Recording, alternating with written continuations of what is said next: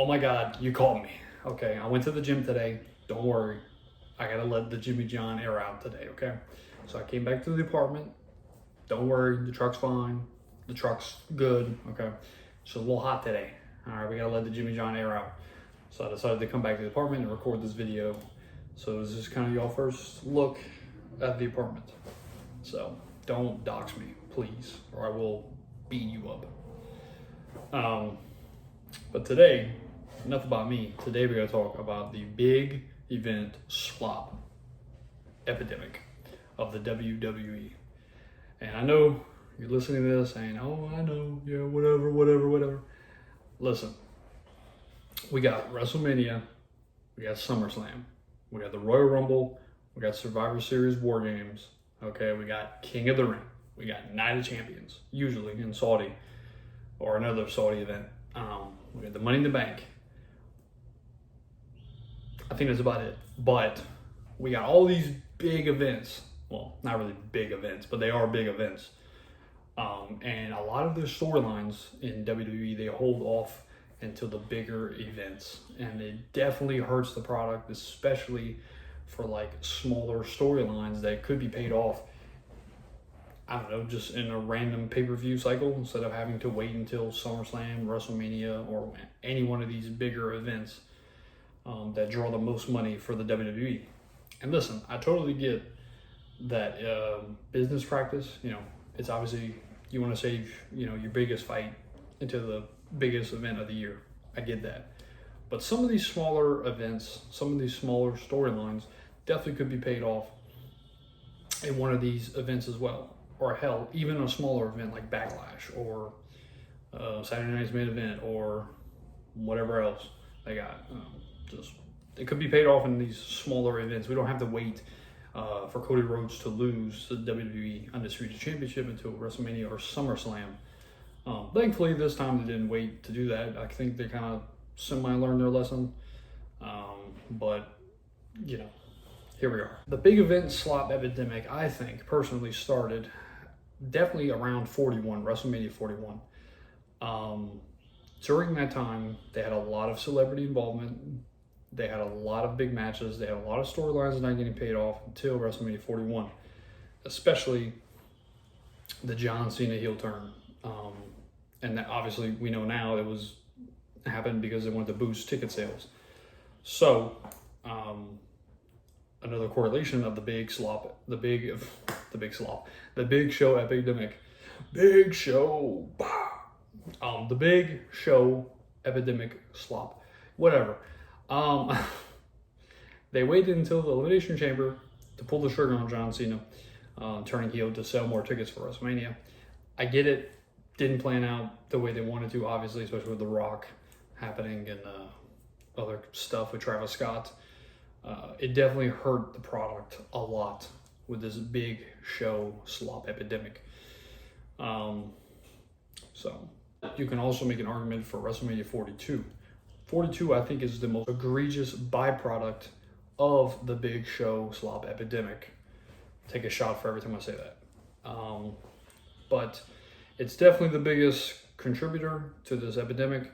I mean, they had a lot of storylines throughout the year from 41 to 42 that could have been paid off in various pay-per-views, it's just like Chad Gable and Otis, they could have been paid off, they never paid it off. These smaller storylines really take a hit because they're either not really truly invested in it or they're trying to go for this longer term storyline, which in reality they should just pay off half of these storylines. And WrestleMania 42 was pretty egregious with the celebrities as well, especially Pat McAfee. I mean, everybody can agree that Pat McAfee did not help anything for the product. It was ass. If you like Pat McAfee in the product, you might have a few brain cells missing. But he did nothing for the product. Obviously, he did something for the ticket sales because that's the only reason they brought him in for it.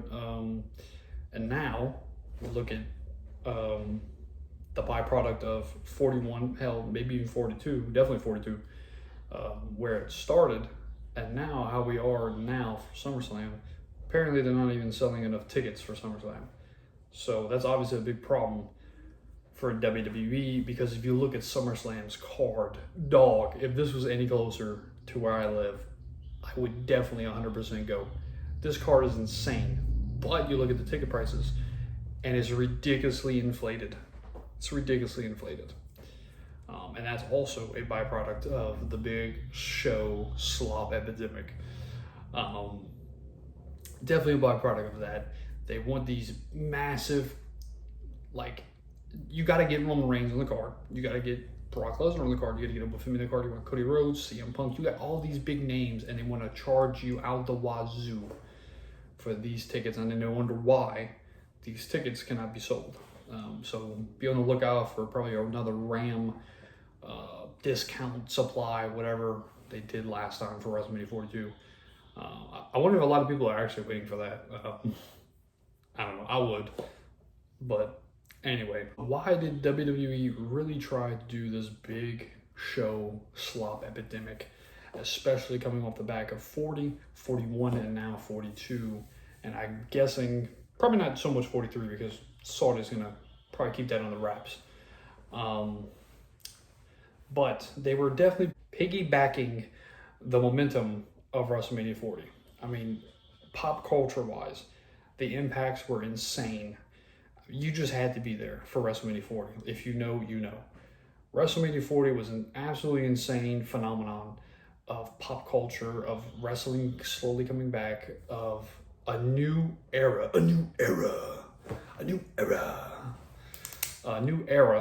of professional wrestling.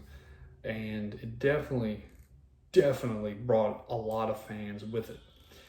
Now, they had a ton of sellouts all the time. I mean, Monday Night Raw had like a crazy streak of sellouts, obviously. And a lot of that can be contributed to long-term storytelling. Hell, the Bloodline is a product of long-term storytelling when it's done correctly. Not every storyline needs to be long-term storytelling, but they want to save it these bigger type events in the calendar year. And sometimes I get it, especially for SummerSlam. I definitely get it, but we do not need Cody Rhodes versus CM Punk to be rushed like this, okay?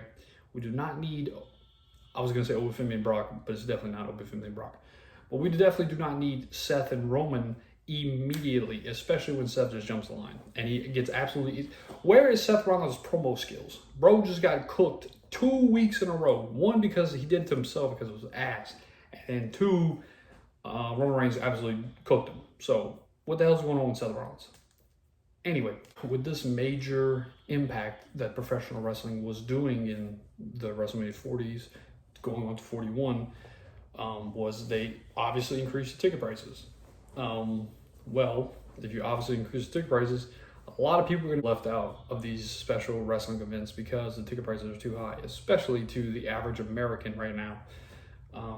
And it seems like they just don't care. Listen, I get a TKO, you got to make your money.